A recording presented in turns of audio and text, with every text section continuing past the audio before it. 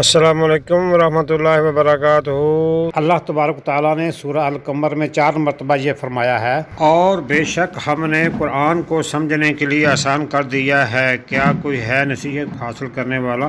رسول اللہ صلی اللہ علیہ وآلہ وسلم فرماتے ہیں جو بندہ صبح آیت الکرسی پڑھ لے شام تک اللہ جنوں سے محفوظ فرما دیتے ہیں۔ شام کو آیت الکرسی پڑھ لے ساری رات اللہ اس کو جنات سے محفوظ فرما لیتے ہیں۔ رسول اللہ صلی اللہ علیہ وسلم نے فرمایا آخری تینوں صورتیں قل هو اللہ احد، قل اعوذ برب الفلق اور قل اعوذ برب الناس، ان آخری 3 صورتوں کو 3 مرتبہ جو بندہ صبح اور شام پڑھ لے اللہ کریم اس کو ہر قسم کے جادو سے محفوظ فرما لیتے ہیں۔ جو بندہ صبح 3 مرتبہ یہ دعا پڑھتا ہے بسم اللہ الذی لا یضر مع اسمہ شیء فی الارض ولا فی السماء وهو السمیع العلیم، شام تک اللہ اس کو ہر تکلیف سے محفوظ فرماتے ہیں۔ جو شام کو یہ دعا پڑھ لیتا ہے 3 مرتبہ، اگلی صبح تک اللہ اس کو ہر تکلیف سے محفوظ فرماتے ہیں۔ 21واں پارہ سورۃ الروم، دوسرے رکوع کا آغاز آیت نمبر 11۔ اعوذ باللہ من الشیطان الرجیم، بسم اللہ الرحمن الرحیم۔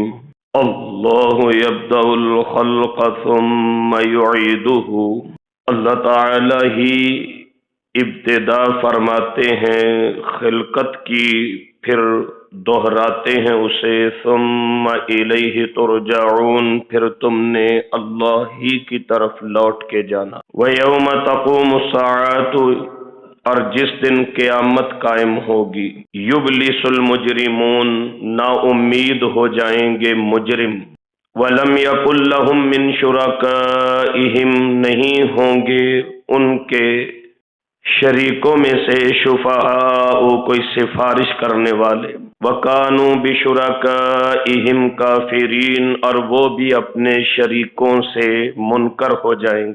وَيَوْمَ تَقُومُ السَّاعَةُ، اور جس دن قیامت قائم ہوگی، يَوْمَئِذٍ يَتَفَرَّقُونَ، اس دن وہ الگ الگ ہو جائیں گے۔ فَأَمَّا الَّذِينَ آمَنُوا وَعَمِلُوا الصَّالِحَاتِ، پس جو لوگ ایمان لائے اور نیک اعمال کیے، فَهُمْ فِي رَوْضَةٍ يُحْبَرُونَ، پس وہ لوگ عالی شان باغات میں خوش ہوں گے۔ وَأَمَّا الَّذِينَ كَفَرُوا، اور جو کافر ہوئے، وَكَذَّبُوا بِآيَاتِنَا، اور جھٹلایا ہماری آیتوں کو، وَلِقَاءِ الْآخِرَةِ، اور آخرت کی ملاقات کو، فَأُولَئِكَ فِي الْعَذَابِ مُحْضَرُونَ، پس وہی لوگ عذاب میں پیش رکھے جائیں گے۔ فَسُبْحَانَ اللَّهِ، پس تسبیح کیجئے اللہ تعالی کی، حین تمسون، جب تم شام کرو، وحین تصبحون، اور جب تم صبح کرو۔ وَلَهُ الْحَمْدُ فِي السَّمَاوَاتِ وَالْأَرْضِ، اور اسی اللہ کے لیے تعریف ہے آسمانوں اور زمینوں میں۔ وَعَشِيًّا وَحِينَ تُظْهِرُونَ، اور تسبیح پچھلے پہر بھی کرو اور جب تم ظہر کے وقت میں داخل ہو۔ یخرج الحی من المیت، وہ اللہ نکالتے ہیں زندہ کو مردہ سے، وَيُخْرِجُ الْمَيِّتَ مِنَ الْحَيِّ، اور نکالتے ہیں مردہ کو زندہ سے، وَيُحْيِي الْأَرْضَ بَعْدَ مَوْتِهَا، اور زندہ کرتے ہیں زمین کو اس کے بنجر ہونے کے بعد، وَكَذَلِكَ تُخْرَجُونَ، اسی طرح تم بھی قبروں سے نکالے جاؤ گے۔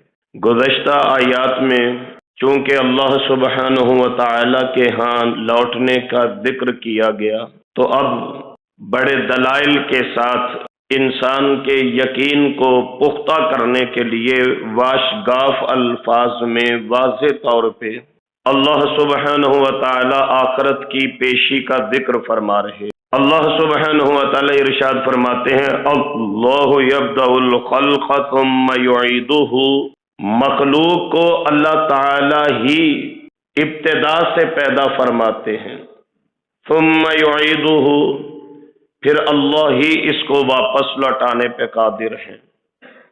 ثم الیہ ترجعون، پھر تم سب نے اللہ تعالی کی طرف ہی پلٹ کے جانا ہے۔ 12 مرتبہ پہلے ذکر ہو چکا کہ دنیا نے بڑی ترقی کر لی، لیکن آج تک اس قدرت کو کوئی نہیں پا سکا کہ صرف پانی کے ایک قطرے سے جیتا جاگتا انسان بنا دیا جائے۔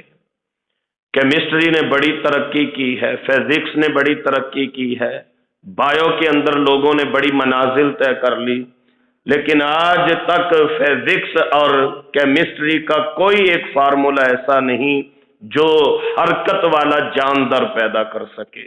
اور اللہ یبدأ الخلق، 18,000 مخلوقات اور ہر مخلوق کے آگے ہزاروں اس کی اقسام ہیں، ان سب کو صرف اللہ تعالی پیدا کرنے پہ قادر ہیں۔ ثم یعیدہ، پھر ایک وقت مقررہ کے بعد اپنی زندگی گزار کے ہر جاندار فوت ہو کے اللہ کی طرف واپس جاتا ہے۔ ثم الیہ ترجعون، پھر ایک وقت آئے گا قبروں سے نکال کے تمہیں دوبارہ اللہ کی طرف لوٹا دیا جائے گا۔ وَيَوْمَ تَقُومُ السَّاعَةُ يُبْلِسُ الْمُجْرِمُونَ، قیامت کا دن قائم ہوگا، یہ اللہ سبحانہ و تعالی کا وعدہ ہے۔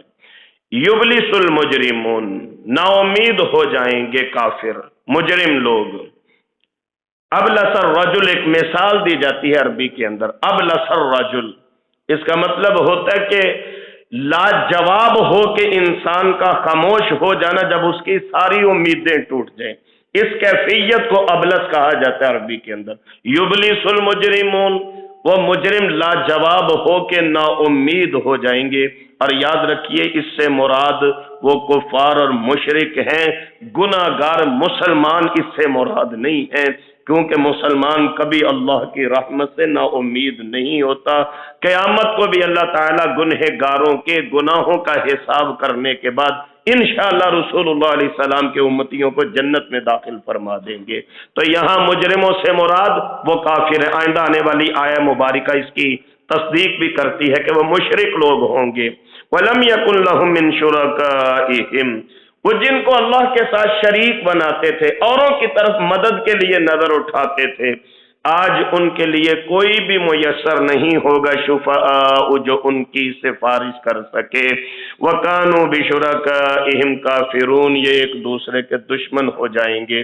جن کو اللہ تعالیٰ کے مقابلے میں دنیا میں پکارتے تھے وہ ان کے سفارشی بننے کے لیے تیار نہیں، یہ آج ان کو اپنا ماننے کے لیے تیار نہیں، منکر ہو جائیں گے آخرت کے اندر۔ وَيَوْمَ تَقُومُ السَّاعَةُ، پھر فرمایا جس دن قیامت قائم ہوگی۔ دعا کیا کریں اللہ کریم اس قیامت کی تیاری کی توفیق نصیب فرما دے۔ ایک شخص نے آ کے سوال کیا، حضور قیامت کب آئے گی؟ سرکار نے فرمایا قیامت کے لیے تیاری کیا کی ہے؟ سوال تو یہ ہے کہ تم نے کتنی تیاری کی ہے جو پوچھ رہے ہو کہ قیامت کب آئے گی؟ عرض کرنے لگا اللہ اور اللہ کے رسول کی محبت میرے دل میں ہے، یعنی قیامت کی تیاری کے لیے اعمال صالحہ شرط ہے، تو اس قیامت کا فکر کیجئے۔ حضور فرماتے ہیں قیامت قائم ہوگی، پیدا ہوتے بچے بوڑھے ہو جائیں گے، صرف قیامت کو دیکھ کے اتنی ہیبت ہوگی، اتنی وحشت ہوگی قیامت کی کہ پیدا ہوتا بچہ بوڑھا ہو جائے گا قیامت کو دیکھ کے۔ وَيَوْمَ تَقُومُ السَّاعَةُ، جس دن قیامت کھڑی کی جائے گی، قائم کی جائے گی۔ يَوْمَئِذٍ يَتَفَرَّقُونَ، یہ الگ الگ ہو جائیں گے۔ دنیا کے اندر نیک بھی یہی رہ رہے ہیں، بد بھی یہی رہ رہے ہیں، اللہ والے بھی اسی زمین پہ بستے ہیں، شیطان کو راضی کرنے والے بھی یہی بستے ہیں۔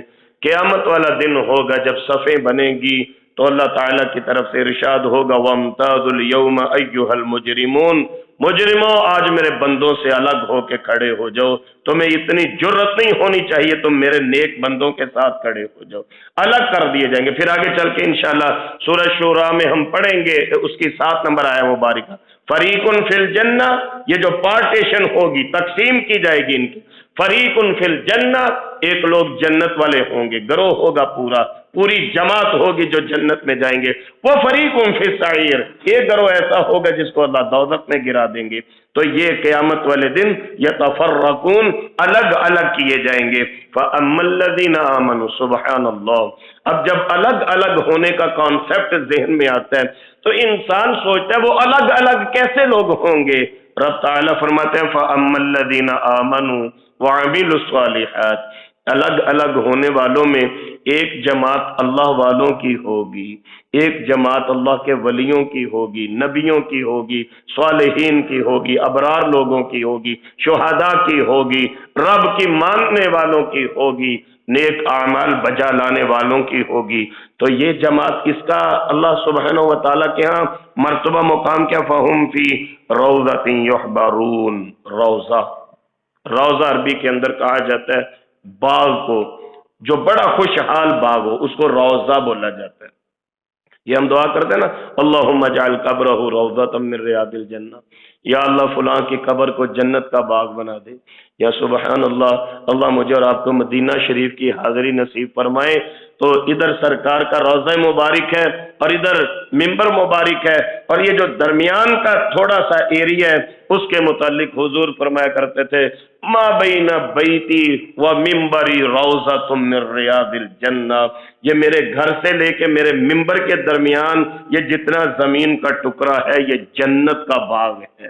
تو روضہ لفظ باغ کے لیے بولا جاتا ہے۔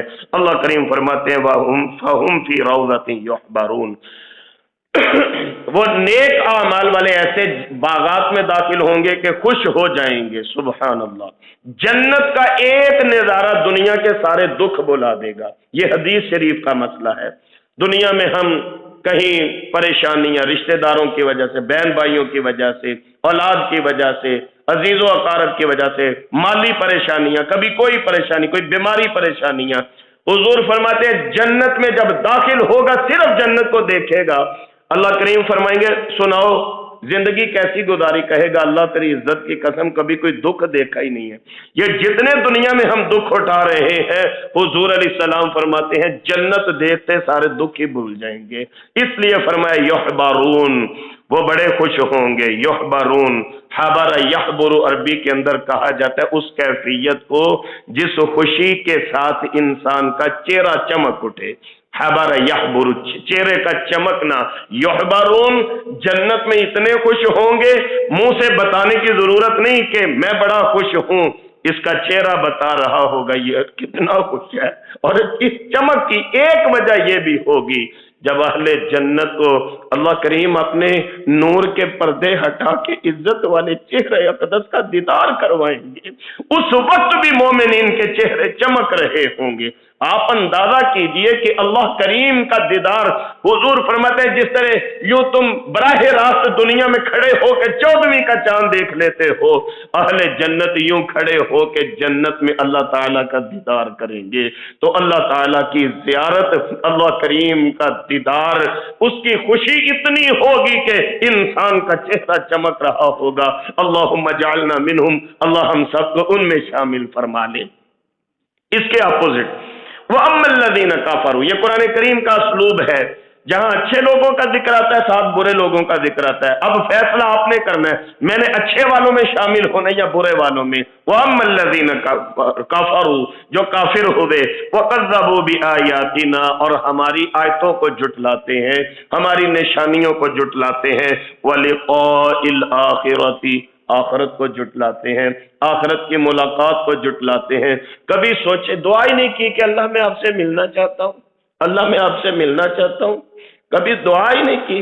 میری نظروں سے ایک پیپر گزرا کسی کا، وہ تصویر کسی نے اپلوڈ کر دی، پتہ نہیں وہ کتنا دکھی بندہ تھا کہ اس نے پیپر کے اوپر صرف اوپر یا رب لکھا ہے اور نیچے آنسو ہی آنسو اس کورے کاغذ پہ گرے ہیں۔ تو کبھی کبھی انسان جب آنسوؤں سے بھرا ایک خط اپنے اللہ کے نام ارسال کرتا ہے، اس کا مطلب ہے وہ اپنے اللہ کی ملاقات کا بڑا مشتاق ہے۔ اب وہ تھک چکا ہے دنیا کی تھکاوٹوں سے، اب وہ تھک چکا ہے دنیا کے دکھوں سے، اب وہ صرف اپنے اللہ جی سے ملنا چاہتا ہے۔ لیکن یہ بد نصیب وَلِقَاءِ الْآخِرَةِ، یہ آخرت کی ملاقات کا منکر ہے، جھٹلاتا ہے، کبھی اس نے سوچا ہی نہیں میں نے اپنے اللہ جی سے ملنے جا کے۔ اللہ کریم فرماتے ہیں فَأُولَئِكَ فِي الْعَذَابِ مُحْضَرُونَ، یہ لوگ عذاب میں پیش رکھے جائیں گے، بھاگنا چاہیں گے بھاگ نہیں سکیں گے، یہاں سے نکلنا چاہیں گے نکل نہیں پائیں گے۔ فَسُبْحَانَ اللَّهِ، فَسُبْحَانَ اللَّهِ، جنت والے ایمان والے ہوں گے، نیک اعمال والے ہوں گے، رب کریم فرماتے ہیں فسبحان اللہ. ذرا توجہ فرمائیے گا، یہ سبحان اللہ جو ہے یہ فعل محذوف ہے، سبحو کا فعل مفعول مطلق ہے، یعنی مطلب کیا ہے؟ فسبحان، پس تم تسبیح بیان کرو. اب یہ پس یہ کس لیے آ رہا ہے؟ پیچھے فرمایا ایمان والوں کے لیے، نیک اعمال والوں کے لیے جنت ہوگی. اب فرمایا فسبحان اللہ، تم نے جنت میں جانا ہے، فسبحان اللہ، اللہ کی تسبیح کرنی شروع کر دو. تم نے جنت میں تمہیں معلوم ہو گیا کہ جنت میں ایمان اور اعمال صالحہ اللہ کی رحمت سے لے کے جائیں گے. فسبحان اللہ، اب تم اللہ کی تسبیح بیان کرو.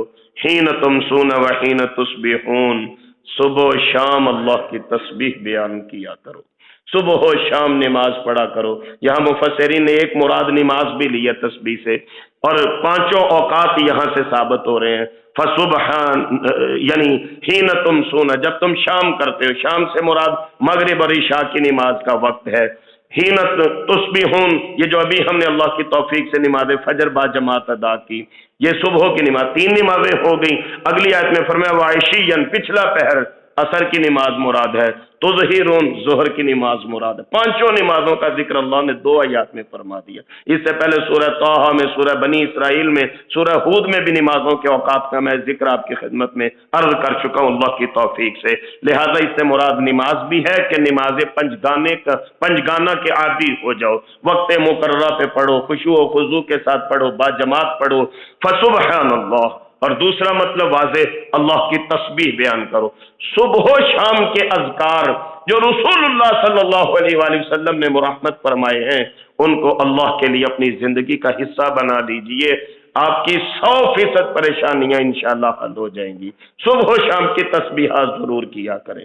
چھوڑ دیجئے غفلت کی زندگی، اللہ کو جا کے جواب دینا.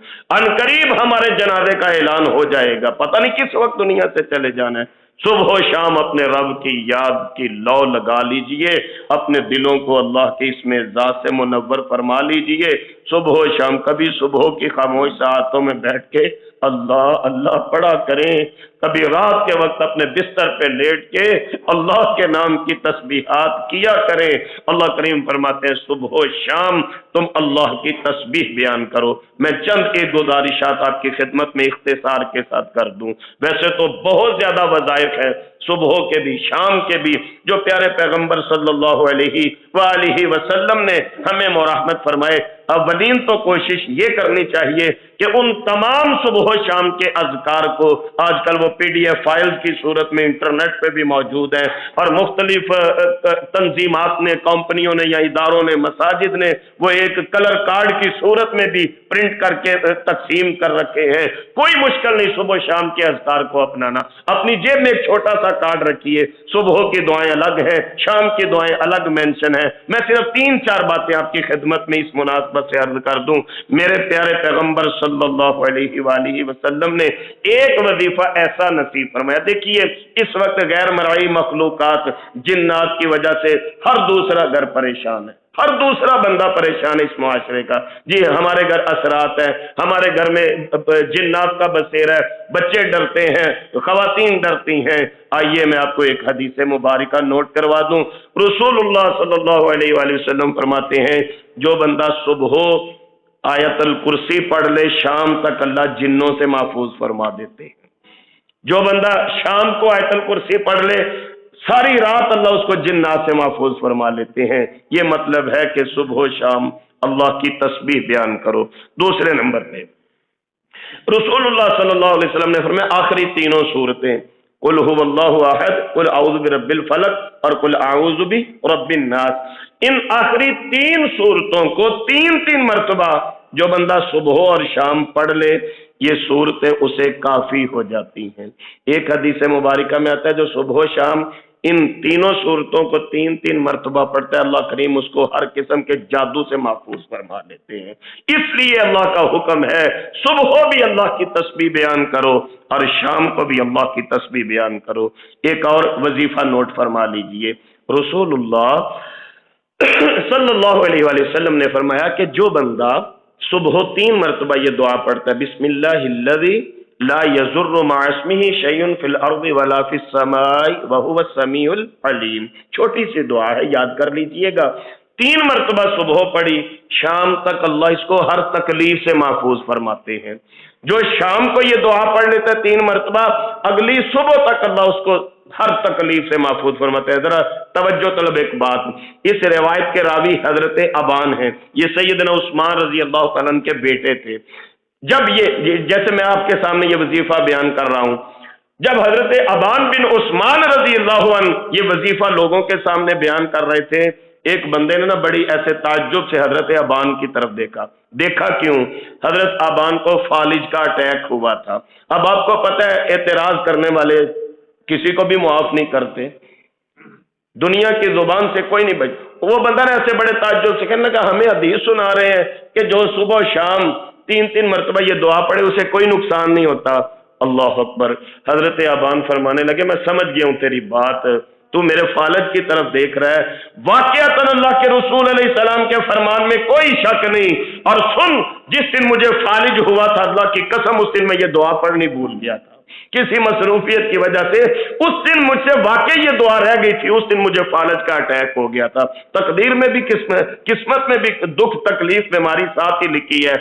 اس لیے ایک وظیفہ یہ نوٹ کر لیجئے، حضور فرماتے ہیں صبح اور شام 3 مرتبہ بسم اللہ الذی لا یضر مع اسمہ شیء فی الارض ولا فی السماء وہو السمیع العلیم. جو پڑھ لے اسے اللہ کریم ہر قسم کے نقصان سے محفوظ فرماتے ہیں. آخری ایک وظیفہ اور آپ کی خدمت میں عرض کر دوں. یہ آخرت کی ایسی دنیا کا گزارا ہو جاتا ہے، کوئی فیسلٹی ملی ہے ٹھیک ہے، نہیں ملی تو رو دو کے گزارا ہو جاتا ہے.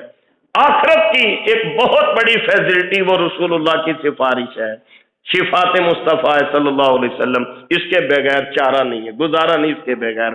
وہ اب ملے گی کیسے؟ آئیے ایک وظیفہ یہ نوٹ کر لیجئے.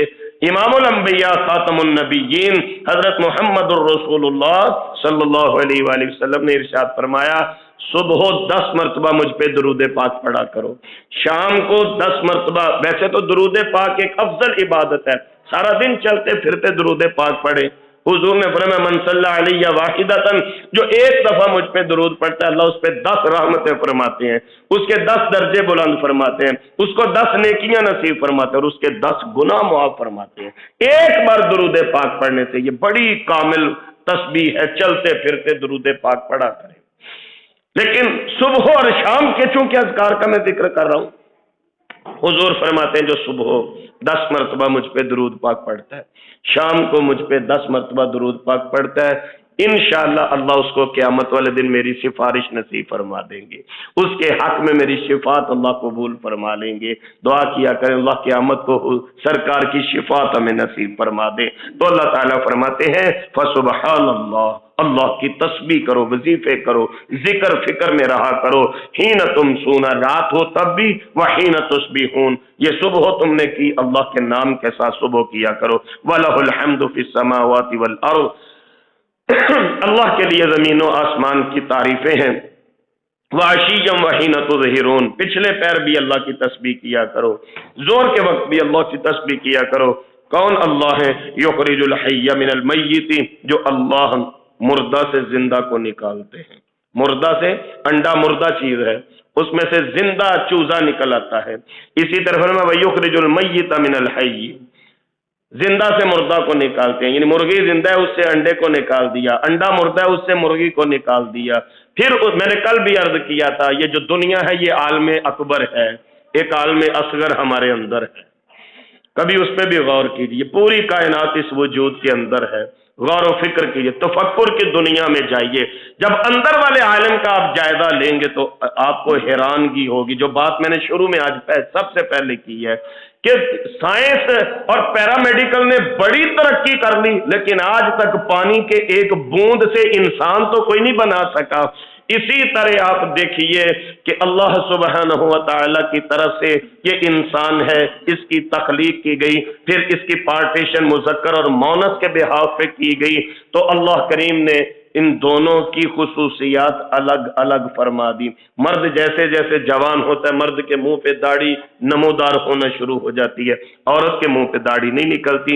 اسی طرح مرد کے اندر کے معاملات اور ہیں، خواتین کے اور ہیں۔ اللہ سبحانہ و تعالیٰ فرماتے ہیں یہ جو نظام تولیدگی ہے، یہ جو بقا انسانی بقا کا نظام ہے، یہ جو تولد و تناسل کا سلسلہ ہے، یہ اللہ الرحمن ہی ہے جو زندہ سے مردہ، مردوں سے زندہ نکال رہے ہیں۔ وَيُحْيِي الْأَرْضَ بَعْدَ مَوْتِهَا، زمین بنجر ہو جاتی ہے، آسمان سے بارش برستی ہے، زمین پہ دوبارہ بہار آ جاتی ہے۔ وَكَذَلِكَ تُخْرَجُونَ، ایک وقت آئے گا تم بھی دوبارہ زندہ کیے جاؤ گے، قبریں پھٹیں گی، جیسے زمین سے پودے اگتے ہیں، حدیث شریف میں آتا ہے انسان بھی اگیں گے، دوبارہ زندہ ہو کے اللہ کی بارگاہ میں کھڑے ہو جائیں گے۔ اللہ کریم پھر ہماری زندگی کے ایک ایک سیکنڈ کا وہاں ہم سے حساب پوچھیں گے، جواب دینا پڑے گا۔ دعا کیجئے اللہ کریم وہاں کی حقیقی کامیابی ہم سب کا مقدر فرما دے۔ اس دعا کے ساتھ آج کا سبق مکمل فرما لیجئے کہ اللہ سبحانہ و تعالی مجھے اور آپ کو قرآنی آیات کی عملی تفسیر بننے کی توفیق نصیب فرما دے۔ ہم اپنے دن کا آغاز اللہ کی توفیق سے فہم القرآن جیسے عظیم عمل سے کرتے ہیں، اس کی بدولت اللہ تعالیٰ میرے اور آپ کے دن کے باقی معاملات میں رحمتوں اور برکتوں کا نزول فرما دے۔ قرآن کریم پڑھنے، پڑھانے، سننے، سنانے کی برکتیں اللہ کریم ہم پر، ہمارے اہل خانہ، کاروبار اور دیگر معاملات پر وارد فرما دے۔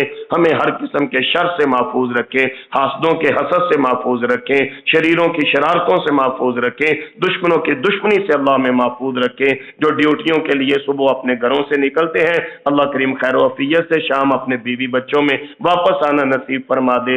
دوسرے ممالک اور دوسرے شہروں میں فہم القرآن کے جو خواتین و حضرات آباد ہیں، میرا مالک ان پردیسیوں کے ایمان کی، شرم و حیا کی، جان اور مال کی حفاظت فرمائے، اور اللہ تعالی ہم سب کو جملہ خواہشات پوری فرما کے نیک کامیابیاں نصیب فرما دے۔ قرآن کریم کی برکت سے اللہ مقروضوں کے قرض دور فرما دے، مجبوروں کی مجبوریوں کو رفع فرما دے، ہمیں اپنے گھروں کا سکون نصیب فرما دے، ہم سب کی نیک دعاؤں کو اللہ پورا فرما لے، اور دعا کیجئے کہ اللہ تعالی بیماروں کو شفاء کاملہ عاجلہ نصیب فرما کے ہمارے فوت شدگان کی مغفرت فرما دے۔ یہ تھے محترم محمد سلیمان شاکر صاحب جو فہم قرآن کلاس کا لیکچر دے رہے تھے، جسے ویڈیو کی صورت میں یوٹیوب چینل دنیا و دین پر محفوظ کیا گیا ہے۔ قرآن مجید، نماز اور مسنون اذکار سمجھ کر پڑھیں، نبی کریم صلی اللہ علیہ وسلم کی سنتوں پر عمل کریں، دوسروں کو بھی دعوت دیں۔ اللہ تبارک تعالی ہم سب کی دنیا و آخرت اچھی کرے۔ قرآن سمجھنے کے لیے قرآن سمجھیں واٹس ایپ گروپس، اور دینی سوالات کے فری جوابات کے لیے گروپس مثال دین المدینہ ممبر بننے کے لیے 00923167983575 00923352520207